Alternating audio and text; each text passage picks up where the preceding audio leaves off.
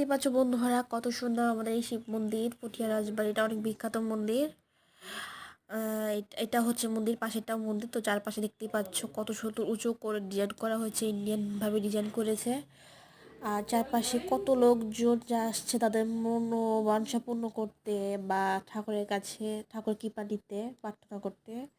আর এখানে দেখো আমি কত সুন্দর করে একটু ঢং দেখতেই পাচ্ছ কত সুন্দর লাগছে আমাকে। এর জন্য আমি শাড়িটা পরেছি, যদিও খুব একটা শাড়ি পরা হয় না, 3 বছর পর মনে হয় পরলাম। তো যাই হোক, তোমাদেরকে চারপাশে দেখাচ্ছি। মন্দিরের পিছন সাইড এটা পঠিয়া মন্দির, শিব মন্দির। এটা হচ্ছে আমার মা জননী। সে কিন্তু অনেক কিউট, অনেক সুন্দর। দেখতে পাচ্ছ আমরা সেম সেম শাড়ি পরেছি, কত সুন্দর লাগতেছে, কত সুন্দর লাগতেছে। দেখতেছো সেম সেম শাড়ি পরেছি, অনেক কিউট লাগতেছে। এমনিতেও আমার মা অনেক কিউট, তারপর আর লাগতেছে অনেক গর্জিয়াস লাগতেছে। আর এখানে অনেক দিদিরা আছে। এই পাশে কিন্তু এই মন্দিরে ওঠা 2টা সিঁড়ি আছে, একটা ডান পাশে একটা বাম পাশে। তো যাই হোক, এখন আমরা মা গঙ্গার কৃপা নিব, আশীর্বাদ নিব। তো এর জন্য আমার মা যাচ্ছে মা গঙ্গার কৃপা নেওয়ার জন্য।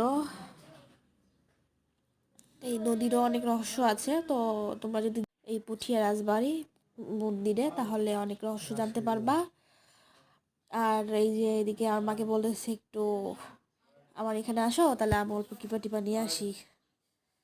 তো সে এখন ক্যামেরাটা ধরছে, এখন আমি যাচ্ছি কৃপা নিতে ঠাকুরের। তো বলতেছি একটু করতেছি শাড়ি পরে, যদিও শাড়ি পরে লড়তে চড়তে পারি না, খুব কষ্ট করে লড়াচড়া করতেছি। তার ভিতরে আবার মোটো মানুষ।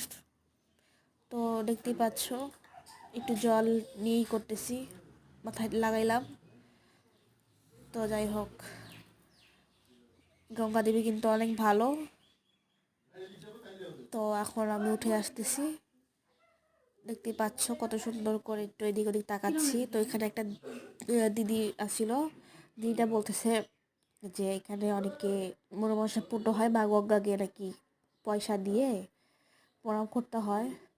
তো করেছি। এদিকে আমার বাবা আবার আসছে, মানে শিব ঠাকুর মাথায় দুধ ঢেলেছি, সে আমার বোতলে জল দিয়ে পরিষ্কার করতেছে, বলতেছে এটা নি কাছে রাখি, যদি কোনো কাজে লাগে। আমি বললাম না, লাগবে না, ফালিয়ে দাও। পরে ফালিয়ে দিল।